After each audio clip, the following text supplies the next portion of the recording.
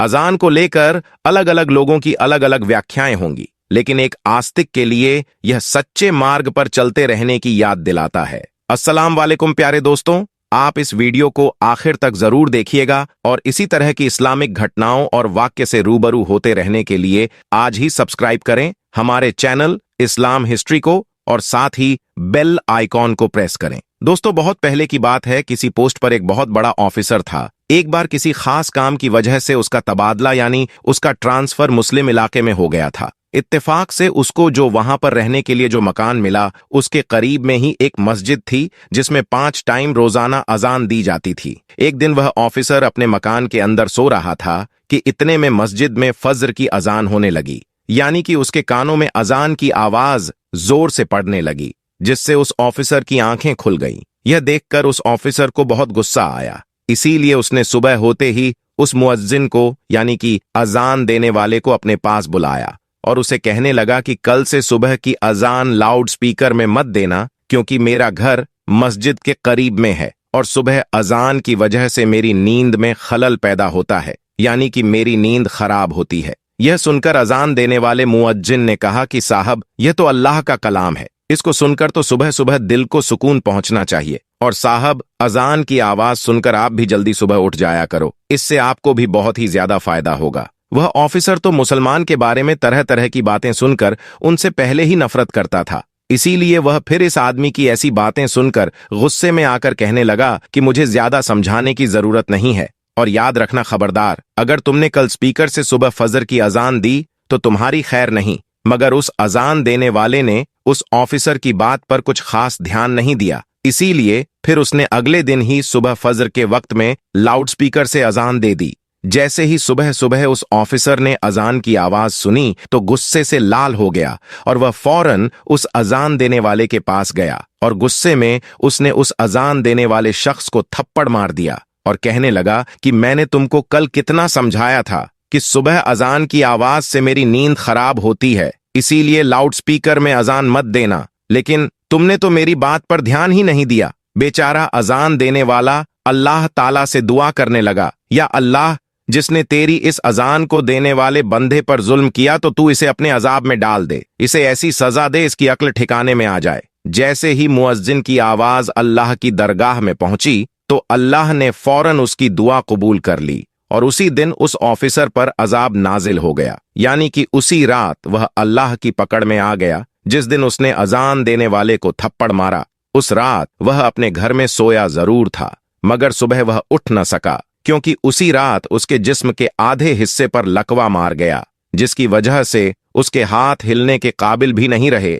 उसके बाद उस ऑफिसर का काफी इलाज करवाया गया, मगर उसका वह मर्ज ठीक ना हो सका। यह देखकर दफ्तर वालों ने उसे नौकरी से भी निकाल दिया। अब उसके घर में जो मोटी रकम आती थी वह भी आना बंद हो गई थी। अब घर में पड़ा पड़ा अपनी बीवी को परेशान करने लगा। इसी तरह से कुछ दिनों के बाद में उसकी बीवी भी उससे तंग आ गई और एक दिन उसकी बीवी ने अपने भाई को फोन कर दिया, भैया, मैं इस इंसान से तंग आ चुकी हूं, पूरे दिन इसकी खिदमत करती रहती हूं, मगर ऊपर से यह मुझे गालियां ही देता है, मारता पीटता है। अब मैं यहां पर इसके साथ में नहीं रह सकती हूं, इसीलिए आप मुझे यहां से ले जाइए। यह सुनकर उसका भाई उसे फौरन लेने आ गया और फिर उसे ऑफिसर की बीवी अपनी मायके चली गई। इसी दौरान उस ऑफिसर के दूसरे हिस्से पर भी लकवा पड़ गया। अब उसके जिस्म का दूसरा हिस्सा भी काम करना बंद कर दिया। अब उसकी दोनों टांगें सीने से जा लगी थीं। अब वह ऑफिसर एक जिंदा लाश बनकर रह गया था। अब ना ही उसके हाथ हिल रहे थे और ना ही उसके पांव काम कर रहे थे और घर में ना ही कोई उसकी देखभाल करने वाला था। यह देखकर एक दिन उस ऑफिसर का छोटा भाई उसके पास आया और उसे उठाकर अपने घर ले गया। अब यह ना तो खुद उठ सकता था और ना ही खुद के हाथों से खा पी सकता था। अब कौन हर रोज बच्चों की तरह उसकी नजासत धोए, अब कौन इसके कपड़े बदले। करते करते एक दिन उसके भाई की बीवी भी उससे तंग आ गई और कहने लगी, मुझसे तो यह रोज रोज काम नहीं होगा।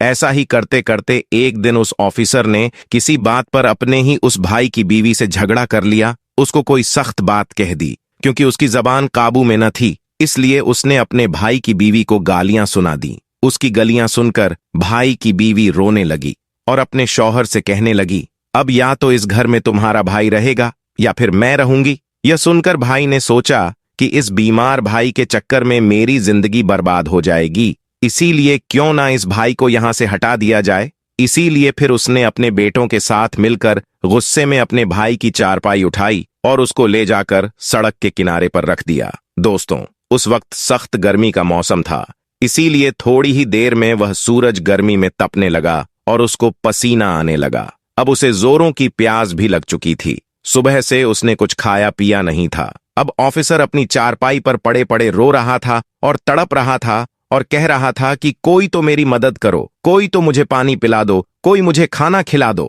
इत्तेफाकन से उसी रास्ते से उसी मुअज्जिन का गुर्जर हुआ जिसे उसने थप्पड़ मारा था। उसने देखा कि सड़क के किनारे पर एक चारपाई पर एक शख्स लेटा हुआ है और फरियाद कर रहा है। यह देखकर वह मुअज्जिन उसके पास गया। जैसे ही उसने उसे ऑफिसर को देखा कि यह वही ऑफिसर है जिसने उसको थप्पड़ मारा था। यह देखकर मुअज्जिन हैरान हो गया और पूछने लगा, ऐ शख्स, तुम्हारे साथ ये क्या हो गया है? तुम तो एक बहुत बड़े ऑफिसर हुआ करते थे। वह ऑफिसर भी मुअज्जिन को पहचान चुका था और उसने पड़े पड़े ही मुअज्जिन के आगे अपने हाथ जोड़ दिए और कहने लगा कि मेरी बर्बादी उसी दिन से शुरू हो गई थी जिस दिन मैंने आपको थप्पड़ मारा था। फिर उस ऑफिसर ने अपनी पूरी दर्द भरी कहानी उस मुअज्जिन को सुना डाली।